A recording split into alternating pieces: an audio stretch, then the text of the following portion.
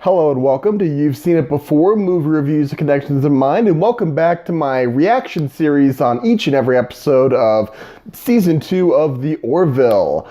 This is a series where I just give my brief thoughts on how I reacted to the latest episode, as well as some analysis and pointing out places where certain similar plot developments or character arcs you may have seen before in that episode may have come from. So, with all this being said, and with that in mind, let's get into Season 2, Episode 5 of The Orville, entitled All the World is Birthday Cake. And in this episode, we get to see Captain Mercer and the crew of the Orville make first contact with a planet that has sent out a signal into the void and asking, is anyone out there? And upon making first contact, the crew of the Orville makes a rather unsettling discovery that this entire society is governed by astrology, and one whole month of the year, the population of people who were born under a certain astrological sign are considered dangerous and violent and segregated into camps.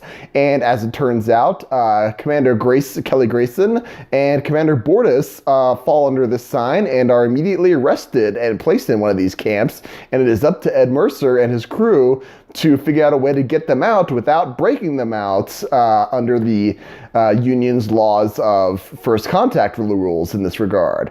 So there's a lot going on in this episode, and as far as things that you may have seen before, generally speaking, this kind of follows a similar path along the lines of an episode of Star Trek: The Next Generation entitled First Contact, in which a society is right on the cusp of reaching out into the void, and the crew of the Enterprise is making first contact with these people. The similarities end there, however, as far as how those episodes played out. This episode also features a similarity between an episode of Star Trek Voyager entitled Random Thoughts, in which a member of the Voyager crew, namely B'Elanna Torres, is arrested on a planet for having violent thoughts, something that in Federation society, of course, is uncontrollable in that regard, but is viewed as perfectly normal to the society of this planet, and the crew of the Voyager has to figure out how to get her out of that regard. And sticking with Voyager here, there's also a similarity in how the situation with the planetary government is resolved, in which the crew of the Orville finds out that the reason that the people under this certain astrology sign are considered violent is because a black hole formed, and the star in this constellation disappeared 3,200 years ago or thereabouts, and this young society determined that that was a bad omen, and that has translated forthwith after that point, and the crew of the Orville creates basically a giant mirror in order to create the illusion that the star that had originally disappeared had in fact returned, when it of course hadn't, and that meant that the sign in which all these people were born under is no longer a bad omen, and Commanders Grayson and Bordas are released under this regard.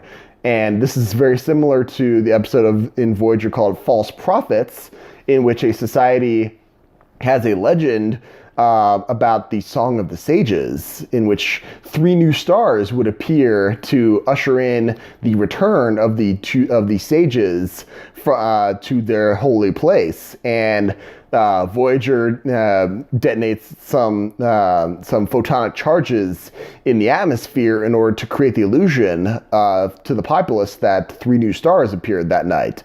And this also spared the lives of the people involved in both cases, in both the Orville and Star Trek Voyager. So those are some brief little connections that I may have seen. And as far as this episode goes, I like the fact that this is more of an adventure story. It's not saying anything too deep. I mean, honestly, at this point, I feel like most everyone views astrology as something like nothing, not to be taken very seriously.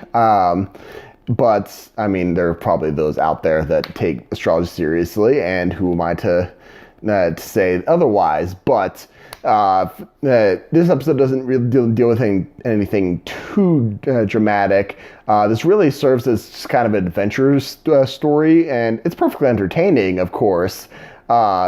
I felt that it was kind of satisfying. The one thing I don't really find great about this episode is I mentioned either the last episode or the episode before, I can't remember at this point, but once the Halston Sage's Lieutenant Alara Katan left the show,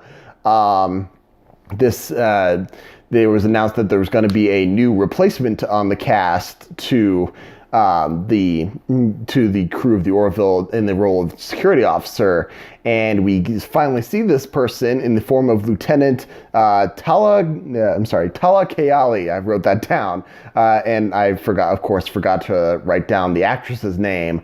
But in universe, she is another Salean, just like Lieutenant Katan, and to me that just smacks of. Somehow that was just that was probably the cheapest way to replace the character just because they had the makeup around.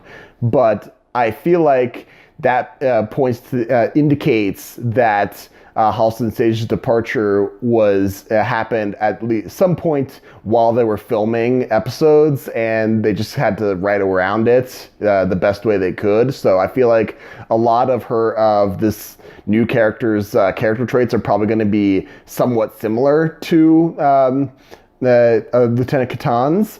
It's too early to tell, of course, with one episode, and in this episode she doesn't get too much to do, but I feel like that was kind of a cheap way out, and I'm not sure how well that sits with me.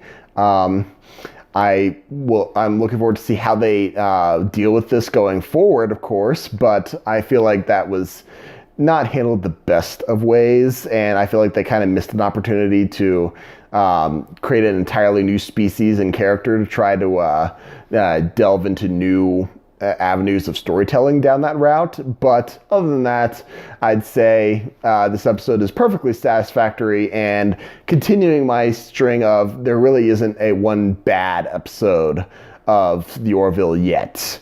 So there you have it. Those are my thoughts of the latest episode of The Orville, which is All the World is Birthday Cake.